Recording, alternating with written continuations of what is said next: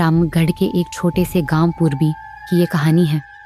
ये गांव चारों ओर से घने जंगलों और दलदल से घिरा हुआ था। यहाँ लोग शांत स्वभाव के थे, पर रात के अंधेरे में कोई भी घर से बाहर नहीं निकलता था।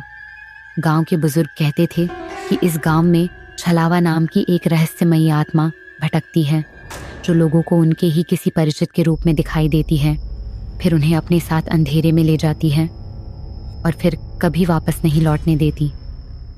पूरबी गांव दिन में कितना भी शांत और सुंदर लगता हो, लेकिन सूरज ढलते ही वहां एक अजीब सी बेचैनी छा जाती थी।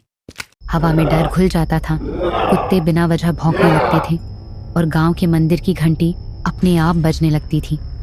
किसी को नहीं पता था कि ये सब कैसे होता है, पर सभी जानते थे छलावा जाग गया है। गांव के किनारे एक पुराना बरगद का पेड़ था, जिसके नीचे से लोग गुजरने से भी डरते थे। कहते हैं इसी पेड़ के नीचे एक औरत की आत्मा भटकती है, वही छलावा। रामू गांव का ही एक युवक था, उम्र करीब 25 साल, मेहनती, ईमानदार और निडर।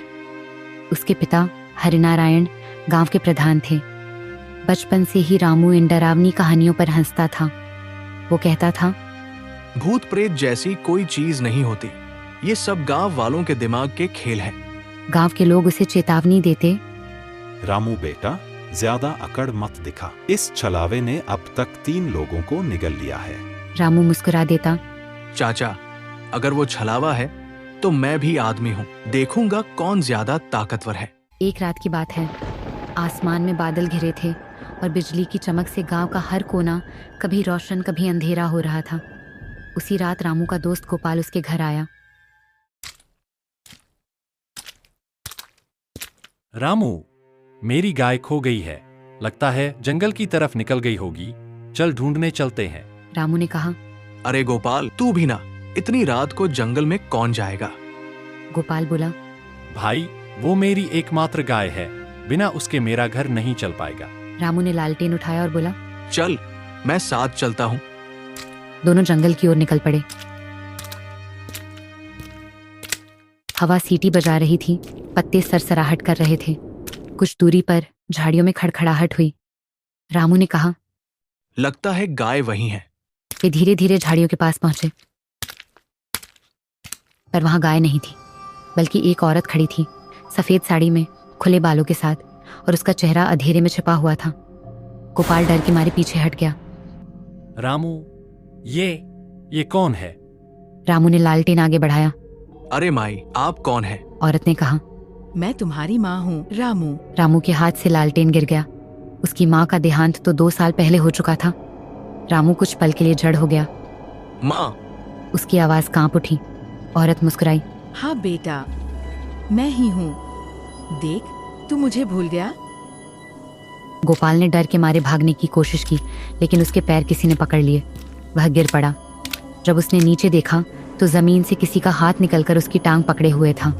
रामू, बचा ले। वह चीख उठा। रामू ने गोपाल की ओर देखा, पर तभी उस औरत का चेहरा बदलने लगा। उसकी आंखें लाल हो गईं, होंठ नीले और आवाज कर्कश हो गई। तूने मुझे पहचान लिया, अब मरने की बारी तेरी है। रामू किसी तरह पीछे हट गया और पास की झाड़ी से जलती मशाल उठाकर औरत की तरफ फेंकी। एक पल के लिए आग की लपटें उठी और वो आकृति धुएं में बदलकर गायब हो गई। रामू ने गोपाल को उठाया। दोनों किसी तरह गांव की ओर भागे। अगली सुबह जब गांव वालों को ये बात पता चली तो सब हैरान रह गए। बुजुर्ग लोग बोले, हम तो पहले ही कह रहे थे, बरगद वाले इलाके में मत जाना, वही छलावे का ठिकाना है। रामू अब भी सोच में था। वो यकीन नहीं कर पा रहा था कि उसने क्या देखा। क्या वो सपना था, भ्रम, या सच में कोई आत्मा? गोपाल की हालत खराब थी। उसकी टांग पर अजीब निशान बने थे, जैसे किसी ने जलती रस्सी से पकड़ा हो। वो बुखार में तप रहा था और बार बार बड़बड़ा रहा था। सफेद साड़ी, लाल आंखें, वो मुझे बुला रही थी। गांव में एक बूढ़े पंडित थे, पंडित भवानी शंकर। वे तंत्र मंत्र के झाता माने जाते थे। रामू ने सब कुछ उन्हें बताया। पंडित जी ने आंखें बंद कर कुछ देर तक मौन साधा, फिर बोले, रामू, जो तूने देखा वो छलावा ही था। वो कोई साधारण आत्मा नहीं, वो एक औरत की आत्मा है जिसकी मौत धोखे से हुई थी। उसे छल से मारा गया था, इसलिए वो अब दूसरों को छल कर मारती है। रामू ने पूछा। तो क्या कोई उपाय है? पंडित जी बोले। उसकी आत्मा को शांति तभी मिलेगी जब उसका सच उजागर होगा। जब तक उसके मरने की असली वजह सामने नहीं आएगी, वो आत्मा हर साल अमावस्या की रात को किसी को अपना शिकार बनाएगी। रामू ने ठान लिया कि वो इस रहस्य को अब शायद सुलझाएगा। उसकी आत्मा को शांति मिले। उसने गांव के बुजुर्गों से पूछताछ शुरू की। तब उसे पता चला कि करीब 10 साल पहले गांव में एक औरत थी, शकुंतला। वो बहुत सुंदर थी, पर उसके पति पर गांव वालों ने चोरी का झूठा इल्जाम लगाकर उसे मार डाला था। जब शकुंतला ने इंसाफ मांगा तो गांव के कुछ दबंगों ने उसे भी रात में बरगद के पास मारकर गाड़ दिया।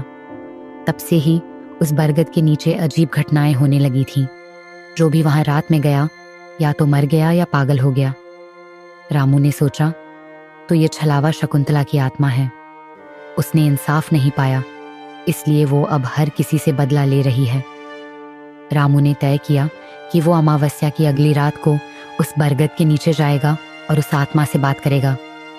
गांव वालों ने उसे रोकने की कोशिश की, बेटा वहां मत जा, तू नहीं बचेगा। पर रामू ने कहा, अगर मैं नहीं गया तो ये मौतें कभी नहीं रुकेंगी। अमावस्या की रात आई। पूरा गांव अपने अपने घरों में दुबक गया। रामू ने अपने माथे पर तिलक लगाया, माँ दुर्गा की मूर्ति के आगे दीपक जलाया और एक ताबीज पहन लिया जो पंडित जी ने दिया था। वो अकेला ही बरगद के पेड़ की ओर चल पड़ा। हर कदम के साथ उसकी सांसें भारी होती जा रही थीं। चारों ओर सन्नाटा था, बस हवा की सरसराहट और पेड़ों की कराहट सुनाई दे रही थी। बरगद के नीचे पहुंचकर रामू ने जोर से कहा, शकुंतला, अगर तू सच में है तो सामने आ जा, मैं तेरी कहानी सुनना चाहता हूँ। कुछ पल तक कुछ नहीं हुआ। फिर हवा अचानक ठंडी हो गई। उसका लालटेन गिर गया और पेड़ के नीचे धुआं फैलने लगा। उस धुएं से एक आकृति बनी, वही सफेद साड़ी वाली औरत, वही लाल आंखें। उसने कहा, क्यों बुलाया मुझे इंसान? रामू ने कहा, मैं तेरा दुश्मन नहीं हूँ, मैं जानना चाहता हूँ कि तेरे साथ क्या हुआ था। औरत की आंखों से आंसू बहने लगे। उन्होंने मुझे धोखे से मारा था। मेरे पति निर्दोष थे, पर गांव के सरपंच और उनके साथी चाहते थे कि हमारी जमीन उन्हें मिल जाए। मेरे पति पर चोरी का झूठा इल्जाम लगाया और उन्हें मार दिया। जब मैंने आवाज उठाई, उन्होंने मुझे भी जिंदा दफना दिया। रामू सन्न रह गया। क्या तेरे पास कोई सबूत है? बरगद की जड़ के नीचे मेरे और मेरे पति की हड्डियां हैं और उनके साथ वो कागज भी जिसमें हमारी जमीन का असली नाम लिखा है। मैं तेरे लिए इंसाफ लाऊंगा, तू बस किसी को नुकसान मत पहुंचा। शकुंतला की आंखों में एक पल के लिए नरमी आई, पर फिर उसकी आवाज गूंज उठी, अगर तूने झूठ बोला तो अगला शिकार तू होगा। इतना कहकर वो धुएं में गायब हो गई। अगली सुबह रामू ने गांव के कुछ लोगों के साथ उस बरगद की जड़ खोदनी शुरू की।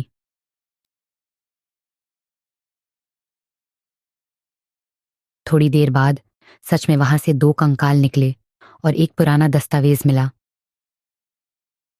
जिस पर लिखा था कि वो जमीन शकुंतला और उसके पति की थी। पूरा गांव दंग रह गया। प्रधान और उसके साथी जिन्होंने सालों पहले ये साजिश रची थी अब बूढ़े हो चुके थे, लेकिन सच्चाई सामने आने पर वे सब सन्न पड़ गए। पुलिस को बुलाया गया और रामू ने वो दस्तावेज सौंप दिया। पंडित जी ने कहा, अब शायद उसकी आत्मा को शांति मिले। लेकिन रात को बरगद के पास फिर वही हवा चली। दूर से किसी औरत की आवाज आई, धन्यवाद रामू, लेकिन अभी सब खत्म नहीं हुआ। मैं फिर लौट के आएंगी।